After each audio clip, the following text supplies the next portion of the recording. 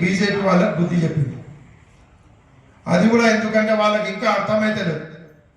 ఎందుకంటే ఈరోజు కొడంగల్లో జరిగే అభివృద్ధికి అడ్డం పడుతుండ్రు. అక్కడ లక్షల్లో ఇండస్ట్రియల్ కారిడార్ కోసం అక్కడ ప్రయత్నం చేసి అక్కడ అడ్డుపడి ప్రయత్నం చేసిండ్రు. మన కృష్ణా భీమా ఎత్తిపోతల పథకంలో మనకు నీళ్లు సాగునీరు తాగునీరు రెండు తీసుకొస్తే కావున మనకు మంచి సేవ వాళ్ళకి చేసి మంచి పరిపాలన అందిస్తారని నేను వాళ్ళకు సార్ ఒక మెసేజ్ ఉంది, అది వాళ్ళకి ఫార్వర్డ్ చేస్తున్నా. మా సర్పంచ్ కూడా తప్పకుండా వాళ్ళు మంచి మనస్తత్వంతో వాళ్ళు కూడా సేవ చేస్తారని, ఎక్కడైనా ప్రజలకు ఇబ్బంది పెట్టే విధంగా ఎవరైనా కార్యక్రమాలు చేస్తే పార్టీ వెంటనే దాన్ని ఇమీడియట్లీ దాన్ని గమనించి దానిపైన చర్యలు తీసుకుంటుంది. ఆ మాట కూడా మనం మంచిగా యాद పెట్టుకోవాలి. ఆయన ఇంటిని తాగి ఇంటిని పోయి గొడవ చేసి వాళ్ళ తండ్రి పిల్లలకు కొట్టడం జరిగింది. ఇది తప్పు. ఒకవేళ మేం తలుసుకుంటే మీరు అస్సలు కొడంగల్లో తిరగలేని పరిస్థితి మీకు ఉంటుంది. కావున మేము ఓపికగా మేము ఒక మంచి పద్ధతిలో నడవాలనే ఆలోచనతో మేము పోతున్నాం.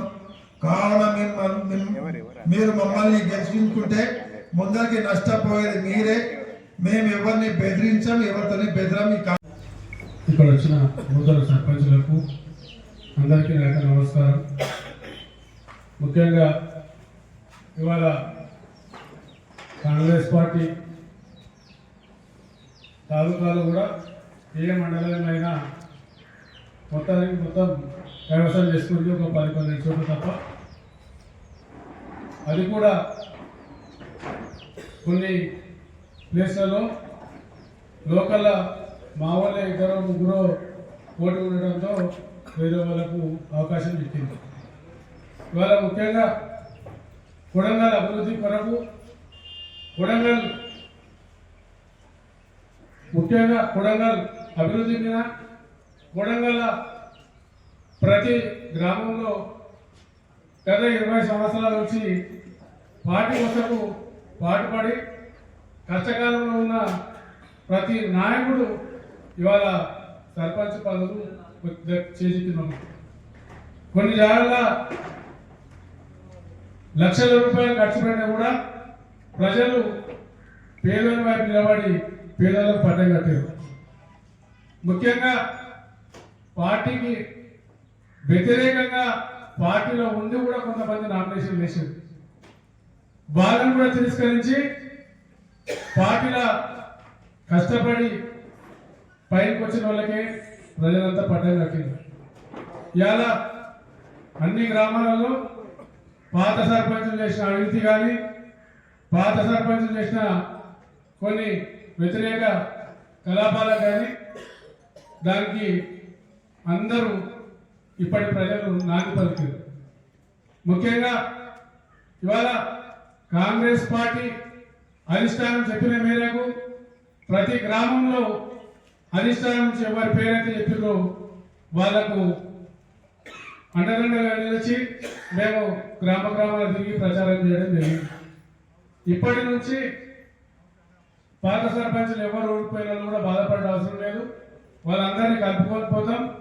ముందర ఎంపీటీసీ జెడ్పీటీసీ ఎన్నికల్లో కూడా మంచిగా విజయకేతం ఎగరేస్తాం.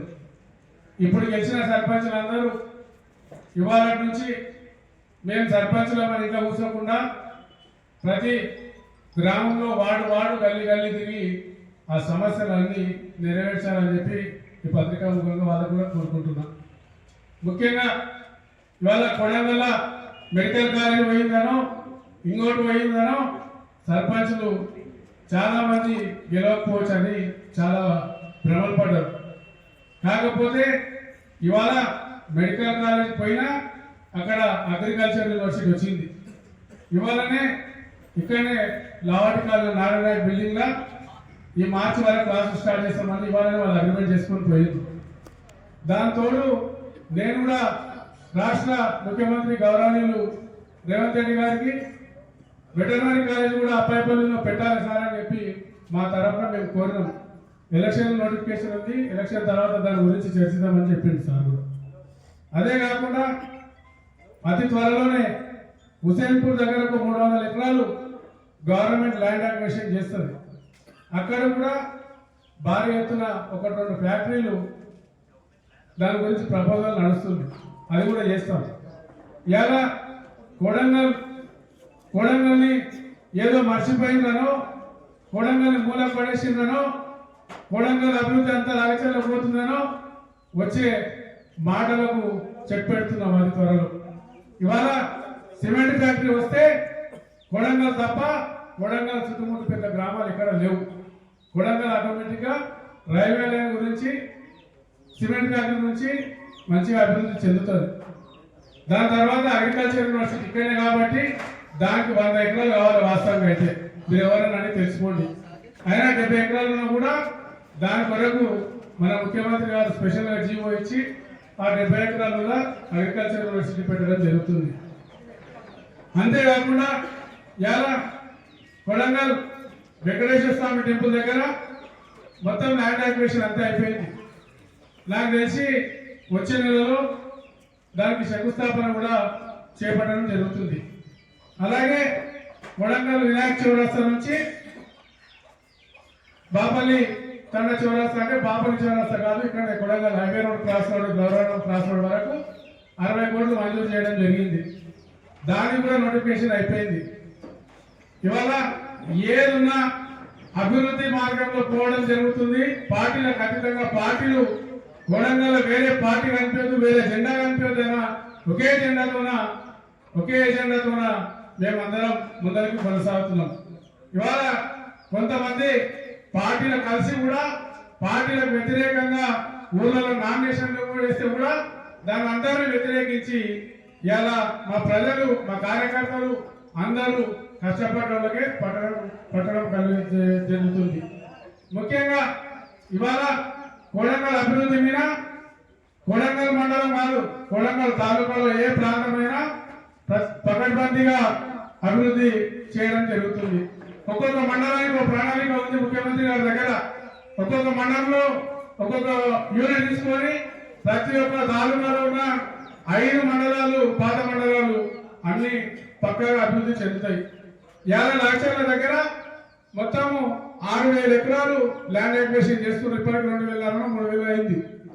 మిగిలింది కూడా ఎందుకంటే అక్కడ అసైన్ ల్యాండే 2,000 ఎకరాల చిల్లర ఉంది.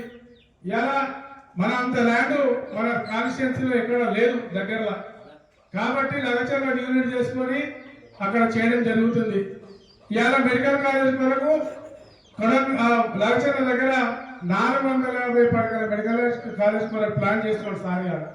ఎందుకంటే కొడంగల్లో ఉన్న హాస్పిటల్ని కొంచెం డెవలప్మెంట్ చేసుకుంటూ ఇక్కడ ప్రాంత ప్రజలు హైదరాబాద్కు అక్కడ ఇక్కడ పోవద్దు, హైదరాబాద్ పోకుండా ఏదున్నా, ఏ ఆపరేషన్ ఉన్నా, ఏదున్నా లగచర్ల దగ్గర కాబోయే ఏర్పాటు చేసే మెడికల్ కాలేజ్ జరుగుతాయి. పెద్ద ఎత్తున దాన్ని ఎడ్యుకేషన్ అప్ చేయడం జరుగుతుంది. కాబట్టి ఇవాళ కార్యకర్తలైనా నాయకులైనా ప్రతి గ్రామంలో ఈ విషయం ప్రజలకు చేకూర్చి మీరందరూ అభివృద్ధి మీదనే దృష్టి పెట్టి అభివృద్ధికి పట్టం కట్టాలని చెప్పి కోరుకుంటూ ఈ అవకాశం ఇచ్చిన మిత్రులకు అందరికీ నా యొక్క నమస్కారం. కాంగ్రెస్ పార్టీ జిందాబాద్, రేవంత్ అన్న గారి నాయకత్వం, రేవంత్ అన్న గారి నాయకత్వం, తిరుపతి అన్న గారి నాయకత్వం, తిరుపతి అన్న గారి నాయకత్వం.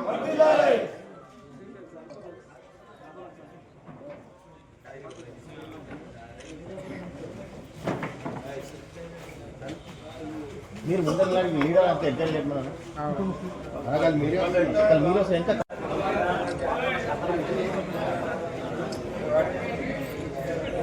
జై కాంగ్రెస్, జై కాంగ్రెస్, కాంగ్రెస్ పార్టీ జిందాబాద్, కాంగ్రెస్ పార్టీ జిందాబాద్.